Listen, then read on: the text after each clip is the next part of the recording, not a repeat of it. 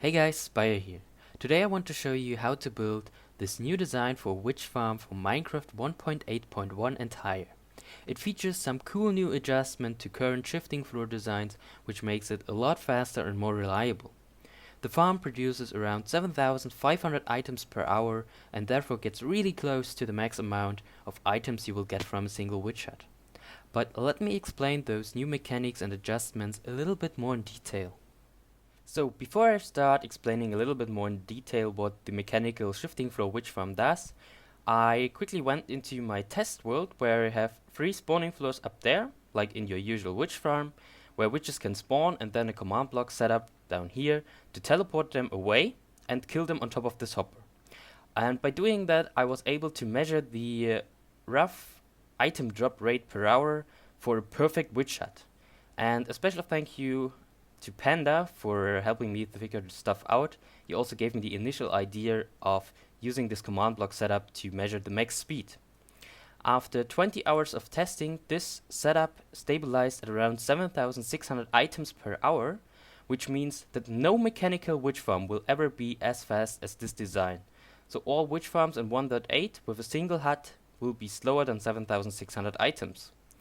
And the reason for that is pretty simple, because as you can see, we teleport the witches down there, which means their hitbox is immediately out of the way, so a new witch can spawn, and we also don't trigger a whole row of blocks, which would happen in a shifting floor design, and therefore all the blocks are still valid. In a shifting floor design, this floor would for instance trigger, and all the blocks would turn into block 36 and no witches could spawn. And that's why normal witch farms for survival will be slower than this command block setup. But it's good to know how fast a witch farm could be at max to try to achieve a higher drop rate for those. And with those 7,600 items per hour in mind, I made some adjustments to current shifting floor designs that I will show you next. Okay, now we are back in the shifting floor test world, and behind my back I prepared 2 slices so that we can see a little bit more in detail how the mechanics work. The first, improvement that you can notice is that I don't block any startup points for the mob spawning at the same Y level, because I am only using transparent blocks right here. So they changed it in 1.8 that now also transparent blocks allow mob spawning, whereas in 1.7 it was only air blocks. However, if we would have a solid block right here, for instance, we would decrease the efficiency of the farm. So that's very important that we keep that in mind. Another improvement that I've made to shifting floor designs, I discovered this from a video of a Spanish YouTuber called The First Master. You can find his channel in the video description. He used a smart piston setup to push the floor back, and that is a really great idea because that allows us to have more space behind the back for the clock setup.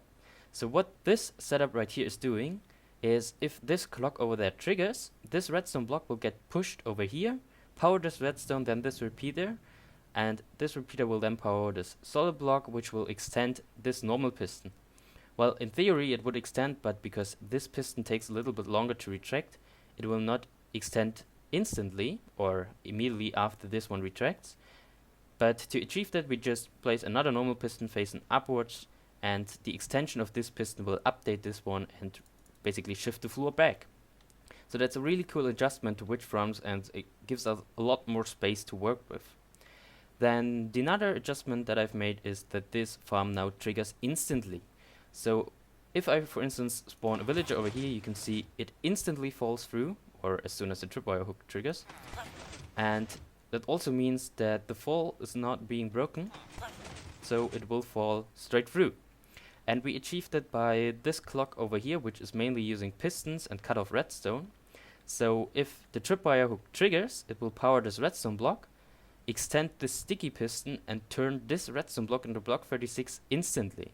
So this redstone dust will turn off, unpower the sticky piston also in the same game tick.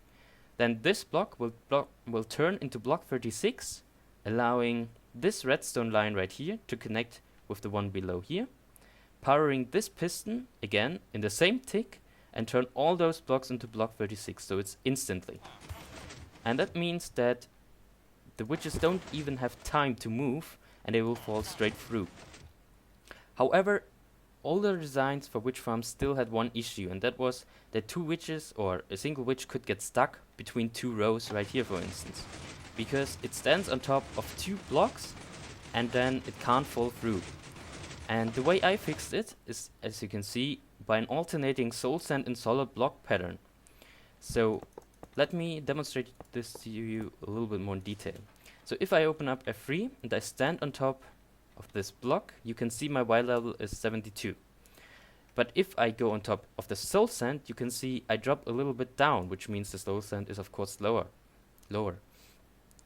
So what now happens if a witch stands on top of two rows is that the row with the 1x1 block will trigger, the witch will fall down, then the redstone block would get pushed into the witch, and now since the witch only stands on top of the soul sand can trigger and the witch will fall through. And that means that the chance for witches to get stuck between two rows is decreased by a lot. And this was one of the main issues with witch farms, that witches would get stuck between those rows and the clocks would constantly run, turning those blocks into block 36 and therefore reduce the spawning spaces by a lot. So this alternating pattern improves the efficiency therefore quite a bit. So now that I explained the main mechanics of this farm, let's start with the building process. So the first thing you need to do is of course find the witch hut that was generated in Minecraft 1.8.1 so that you have all 3 spawning floors. If it was generated before that, you will only have access to 2. So if you find a witch hut, go on top of it and mark down the corner spots of the roof and extend it 1 block further towards the entrance. So you can see right here. And that will give you a 7x9 area where witches can spawn. So right on top of the iron blocks at the moment, witches could spawn. You can then fill in this whole area with some scaffolding because we will replace it later on anyways. What we now can do is replace the hut itself and then copy this floor 2 more times below itself. So we go down 3 blocks and right here our next floor would start. And then we go again down 3 blocks and over here would start our next floor. So we can then again fill in the 7x9 area and also do that for the second floor. And if we finish that, we can start with the actual redstone.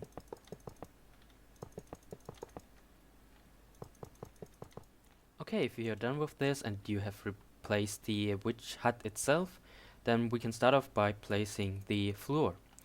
I already removed the entire area around the farm so that we can later on see the farm at max efficiency, and that's also something that you should keep in mind, because in order for the farm to run at a higher speed, you need to light up the caves, cover the surface with water or torches, or dig a gigantic perimeter. Otherwise, other mobs could spawn around the farm and therefore take up the mob cap. So, first what we need to do is we come to the uppermost layer, and on the short side, so the side that's only 7 long, we place a row of redstone blocks, and it's important that we use redstone blocks in this case because we will later on also use those to turn off the farm. Do that on both sides for the upper layer. Now, after we are done with this, we take soul sand and we alternate soul sand with the solid block that we use for the witches to spawn on. So just repeat this until you hit the end.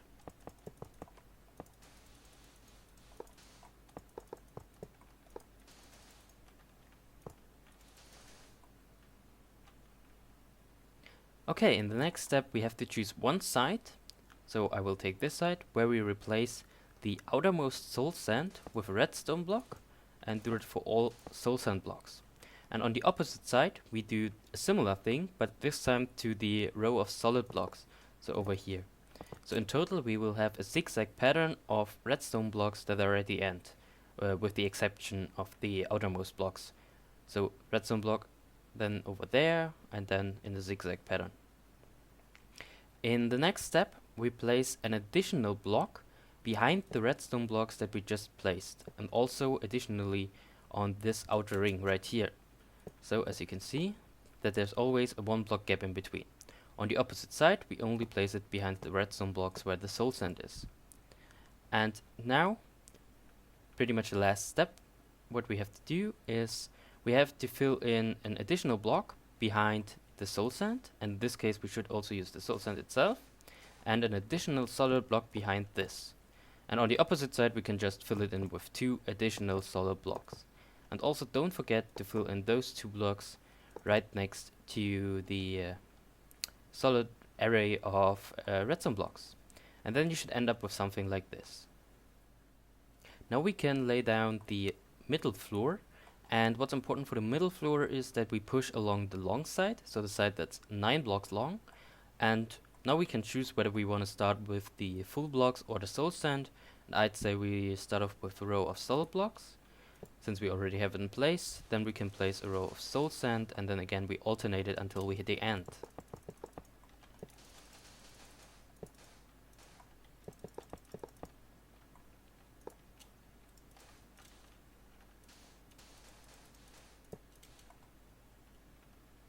So, and now pretty much we repeat the same thing we did on the upper layer.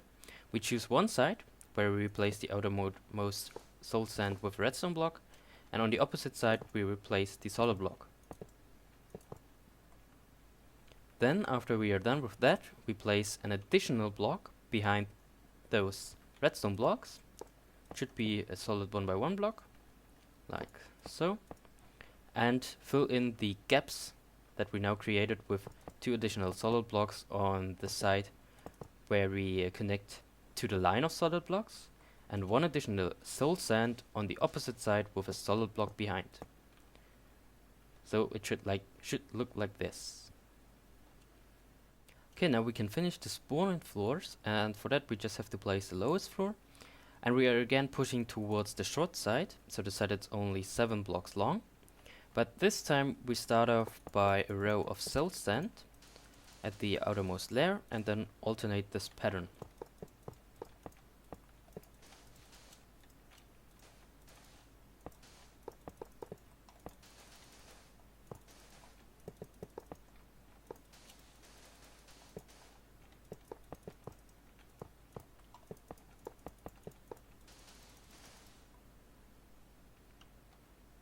Alright, now again we choose one side where we place the redstone blocks.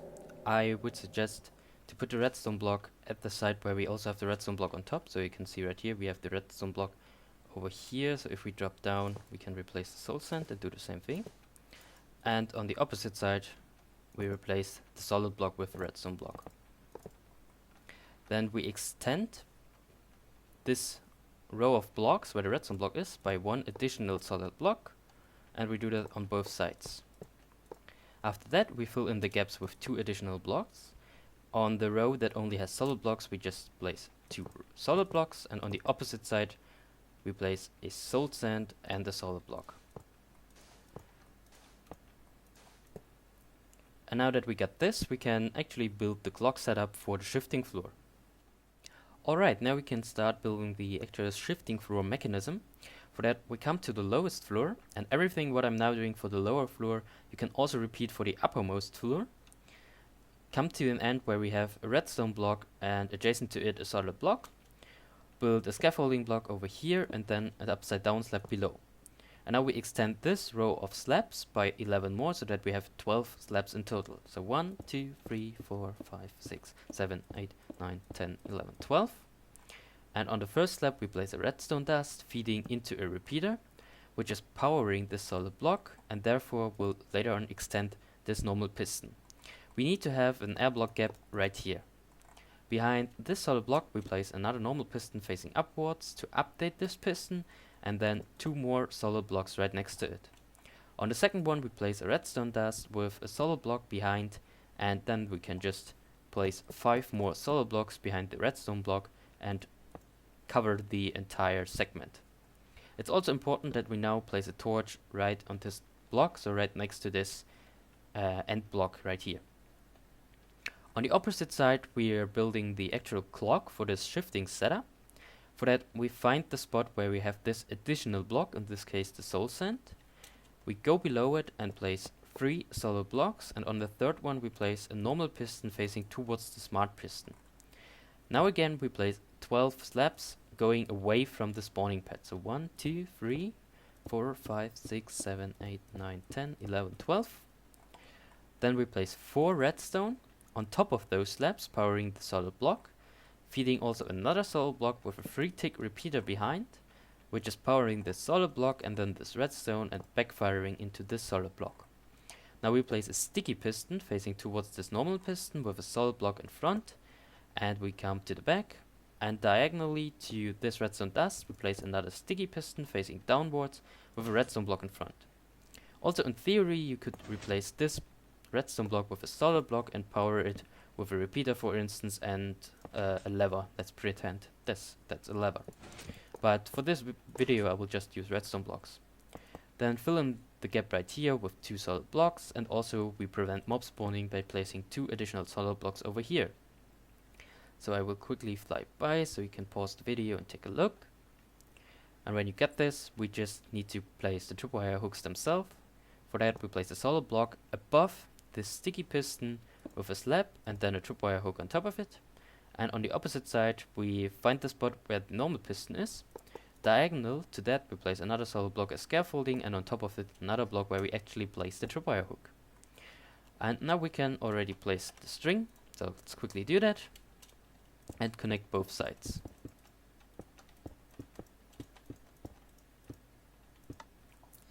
Now to prevent mob spawning on top of the wiring, we just place slabs up to with this point so that we keep the 7 long area in this case active, and on the opposite side of course we do the same, so cover this area with slabs.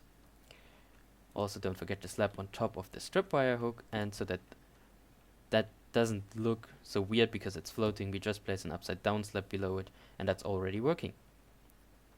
Now to test whether the farm is working or not, we have to build the second layer, and I will show you the reason for that in a few seconds. But in order to build the second layer we need to rotate the entire design by 180 degrees. So this time we start on this side with the smart piston. So let's first extend this row of upside down slabs, place a redstone dust right here, and now we are basically repeating the same process we did earlier. So a repeater feeding into a solid block with a normal piston on top, and in there we have the air gap, the update piston behind, and 2 additional blocks. And now you can see why we have this redstone dust right here with the redstone block, because this is actually not responsible for the smart piston. It's the main power source for the clock that is triggering the side pistons. So that is why, for instance, over here this looks like it is completely out of place, but it actually has a purpose. So again, behind this redstone block we place 5 additional solid blocks, cover it up, and now we need again a torch to light up the wiring later on, and that's already this side done. We come to the opposite side and now we repeat the similar process. So extend the row of blocks, we place 3 solid blocks like so, the normal piston facing towards the smart piston, this time without a gap, and then the 4 redstone dust, but we should make sure that this redstone doesn't connect at the moment, otherwise we would have to reset it, and yeah, it's just a little bit more convenient. So 4 redstone dust feeding into a solid block, going into a 3-tick repeater powering a solid block, and that is backfiring into this sticky piston. To power and unpower it, we again use a sticky piston with a redstone block in front. Fill in the gap in the back and cover up the redstone so that no mobs can spawn, and then we can place a solid block with a tripwire hook on it, and we do the similar thing on the opposite side, but this time again diagonal to this normal piston we place a scaffolding block, and on top of the actual block which is connected to the tripwire hook. Then cover it up with slabs and we can place the string. So let's quickly do that. Now that we're done with that, we can cover up the top redstone to make sure no mobs can spawn or light leaks through. So if we are done with that side and the opposite side, we can already test whether the farm is shifting and working or if it's not. So if we now move in the tripwire, we should see the floor triggering, also for the opposite side. So it in fact does work.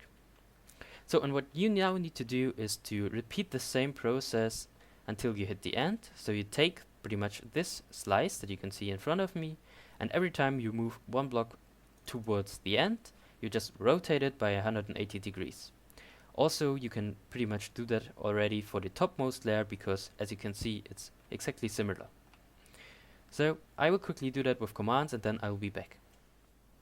So if you stack everything correctly, your farm should already look like this, and if you're flying or walking through the tripwire, you should start seeing it triggering. And if you're standing in the tripwire, it will start off the clock. And what's now left of the main mechanism is the middle floor, and that's pretty much exact same thing to the lower and topmost floor. So we come to the side where we have a redstone block and adjacent to it a normal block. Go one block down below this normal block, place 12 upside down slabs, so 1, 2, 3, 4, 5, 6, 7, 8, 9, 10, 12. Then a redstone dot on top of this slab, feeding into a repeater, powering this solid block, which will then extend the smart piston. 2 more solid blocks with redstone dust on top of the second one, then a redstone block adjacent to it, and 5 more solid blocks behind the redstone block. Cover off the segment and place a torch inside the wiring. On the opposite side, we again do the same thing. Come down to this block, place 3 more solid blocks. On the last block, we place a normal piston, and then 12 more slabs, so 3, 4, 5, 6, 7, 8, 9, 10, 11, 12. 4 redstone dust on top of the upside down slabs, feeding into a solid block with a 3-tick repeater behind. Solid block with redstone dust, feeding into a solid block with again a sticky piston in front and a solid block. You can already place 2 additional solid blocks in front of this normal piston on top of this wiring, and then diagonal to this redstone sticky piston with a redstone block in front. So now if we come to this side over here, we have to change something, and that is that we now don't place the tripwire hook on top of this block. We just move it a little bit over here. So right where we have the gap of the wiring and the normal piston, we place a upside down slab with this 1 block gap, and then on top of it a solid block with the tripwire hook. Then we can come to the opposite side, place a solid block on top of the sticky piston that stays the same for tripwire hook. Now we grab some string and connect both sides, like so.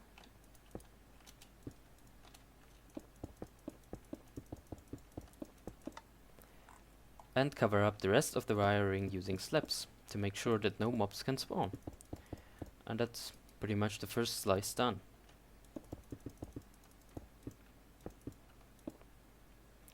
So, and what we now need to do is, again, the same thing we did for the lowest and topmost layer. We just built the exact same setup, but turned around by 180 degrees. So over here we extend the upside down floor by a bit and place a redstone dust diagonal to this redstone block. A 1-tick repeater feeding into a solid block. We build again the smart piston. 2 solid blocks with redstone dust on top of the second one, being powered by this redstone block. Extended by some more solid blocks to prevent mob spawning. Then we grab also a torch over here and come to the other side, go down again, extend the floor of slabs by 12, place 3 solid blocks, and on the last one we place a normal piston facing towards this direction. Then we should cut off this redstone first, place 4 additional redstone dust feeding into the solid block, going into a repeater on 3 ticks, which is then powering this sticky piston with another sticky piston facing downwards with the redstone block in front. Prevent mob spawning on top of the wiring, and then place the tripwire hook. We can already bring over the string, and again for this layer we have to adjust it a little bit. So right next to this tripwire we place a solid block with a tripwire hook and an upside down slab, so that we are pretty much in the same line with this gap right here. And the last thing, of course, is cover the uppermost layer with slabs to make sure no mobs can spawn. And now your task is it to repeat that process over and over again, so stack it, and don't forget to turn it around by 180 degrees over and over. And if you're done with the last 5 layers, we can continue with the rest. So if you're done building the rest of the farm, you can see that if you walk through the tripwire, it will trigger all the time. And if you stand inside of it, it will start off the clock. And what you should do now is cover up the side panels by adding one additional layer of blocks. So you go one block out, fill in some solid blocks over here, for instance, and where you have a upside down slab and a normal slab intersecting, I would just use glass, for instance. Then you repeat the same process down here. Do that on all 4 sides, and if you finished it, we can start with building the roof. As you can see, I now covered up the side panels, made it a little bit more flush and prevent the light from leaking through. So we can start with the roof. For that we come to the topmost layer and place a solid block in each corner of the spawning area, and then we extend this line of blocks by 15 more towards the 2 sides that are in a 90 degrees turn. So from here on, 1, 2, 3, 4, 5, 6, 7, 8, 9, 10, 11, 12, 13, 14, 15, and we can bring it back, connect it to this side, come to the opposite side, and 1, 2, 3, 4, 5, 6, 7, 8, 9, 10, 11, 12, 13, 14, 15. Again, bring it over, and that's now what we need to do for all 4 corner spots. So let me quickly do that and then I'll be back. In the end you will end up with this plus sign, and now what's left to do is to connect the 2 lines that are going out in a diagonal pattern. So we do place blocks like this, just go diagonally, and they should link up with the opposite side, like so. Do the same thing for the other 4 sides, and when we get this, we have to fill in all the gaps that we created this way. So for instance, we would have to fill in all of those gaps, also on the other side, and then all the gaps inside this plus sign. And after that, we cover everything with some slabs to prevent mobs from spawning on top of here. And then, well, let me quickly do that off camera and I'll be back. If you finish the roof, it should already look like this and a little bit more like a witch farm. And one of the last steps that we now need to do is build the on-off switch.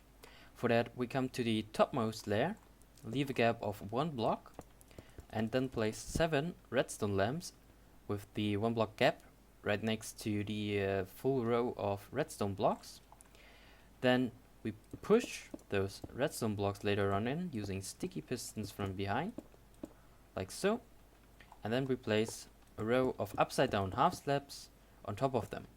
And it's really important that we use upside down half slabs in this case so that we don't decrease the efficiency of the farm. Now redstone on top of those slabs, extend the line of slabs to one side by 2 more blocks, and then right next to this redstone dust that we just extended, another solid block. Below this solid block leave a gap and place another solid block, and then diagonal again another block with a additional solid block and a 1 block gap. Then we repeat pretty much the same pattern, so we go down 1 block diagonally and then 2 more blocks with a 1 block gap. Now we can place the torches, 2 facing up, 1 going to the side, 1 going up, and then we should place the top one first and then the lower one so that pistons don't receive a 1 tick signal. Then we repeat the same process on the opposite side. So we leave a gap of 1 block, place 7 redstone lamps, then sticky piston facing towards the farm, and some slabs on top of the piston. Then again the redstone dust, and don't forget to extend the line of redstone by 2 more blocks, pretty much to the same side we did earlier. Then again 1 block down with a 1 block gap, 1 block over, so diagonally, then pretty much mirror the pattern, and 2 blocks down. Now we can again place the torches, 2 up, 1 to the side, 1 up, then place this one first and this one, And what we should also do now is come in from the opposite side, place some glass above this air block gap to make sure that later on also the witches can't fall in this gap, and a row of slabs right on top of the redstone lamps. Also place additional slab right next to this torch over here. Then again the glass and some slabs to prevent mob spawning on top of those slabs. Redstone lamps. Then we come down on one side, go into this gap and take a look at the opposite side, and where we can find a repeater, we knock out the block above us, except for the ones at the corner. So we take the one over here, as you can see there's a repeater, so we can remove this block and this block, because again there's a repeater. We don't need to remove the corner spots, and now we replace those slabs with glass blocks. Now we place 2 additional redstone lamps to light later on up the lowest layer, fill in the rest with some solid blocks and some scaffolding from the torch tower. Place an additional redstone torch feeding into a redstone dust, going into a repeater, into a solid block with redstone dust. And this will then power both of those redstone lamps. On the opposite side, we again go into the gap, find the spot where we have the repeater, we take out 3 blocks like so, and place again glass with some redstone lamps below. And we can fill in the gap, and from the torch tower out we place a redstone torch feeding into a redstone dust into a solid block with a repeater, which is then powering the solid block with redstone dust. And that's pretty much already the on-off switch, but we need to connect both sides so that they trigger once. For that we place an additional row of solid blocks like so, with a diagonal block towards this torch, place another redstone torch to the side of it, and then simply place redstone dust on top of it. Then we need to take a lever, and that's already the on-off switch. So if we power it, the farm is activated because all the lamps are deactivated, and if we unpower this redstone line, it will turn on the lamps at the top floor and the lowest floor. From here on you can pretty much connect this redstone line to wherever you want. You can use a torch tower or a simple redstone wire. That's really up to you. But what we also need to take care of is the lighting that is being produced by the torches themselves. For that we place some slabs around them. So if you take a look at the torch, we now have 2 slabs adjacent to it, and that makes sure that no light leaks through. Also slab over here, here and here, and do the same thing for all the other torches, and this one. And so that it doesn't look so odd, we just place additional slabs pretty much at the blocks where the torches are on, so that it looks a little bit more symmetrical. So place them like so. Now we also need to repeat the same process for the other side. So we come over here again, make sure that the torches do not emit any light. Fill in those gaps. Also for the lower torch. And also make sure that the torch towers themselves don't emit light. Now that it again doesn't look so odd, we fill in also the other spots, but that's really just up to you if you like that or not. And that's already the on-off switch and the main mechanism for the farm. Everything should now be spawn proof, and the last few things that we need to do is place an additional row of some, well, solid blocks right next to the middle shifting floor, and that prevents witches from dropping on top of the slabs down there and messing up the farm. And then we also need to do that for the opposite side. So connect a line of solid blocks over here, and that's the main mechanism of the farm done. So if we flip now the lever, that will activate the farm, and if we also enable mob spawning, you can see witches are dropping through, and the witch farm should now be working. Okay, the farm itself is almost done. All there's left to do is build a little drop where they can fall through and die. And for that we come to one of the corner spots of the witch farm, and from here on we build 30 blocks down.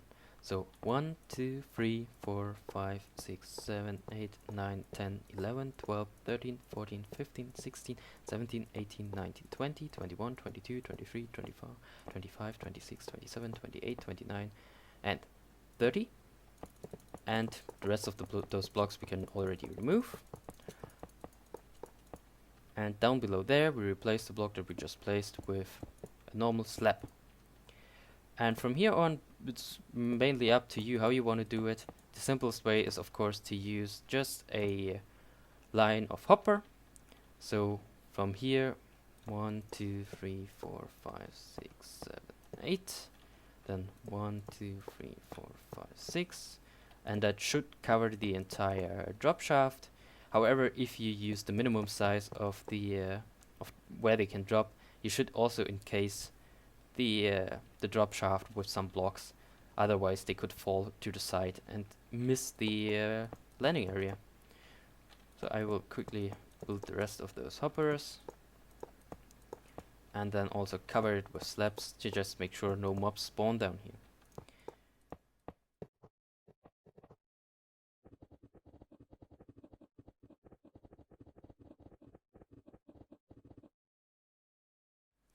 So that's pretty much the whole witch farm done, and that also concludes the tutorial. I will not really show you how to build the sorting system, because from here on it's really up to you how you want to handle the items.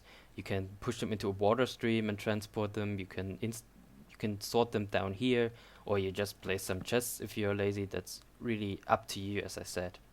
And again, if you use the minimum size of 7 by 9 for this drop area, then you should make sure that there is a wall. Otherwise you would need to extend it a bit, but since this is only a demo setup in a void world, I will just not do it for now. Turn on the witch farm and we can see whether it's working or not. We are on easy. So as you can see, they also die, so the distance is correct, and all the loot collects now in the chests. So that's the tutorial for this witch farm. I hope you enjoyed this new concept, also with the soul sand, and you get a lot of items out of it.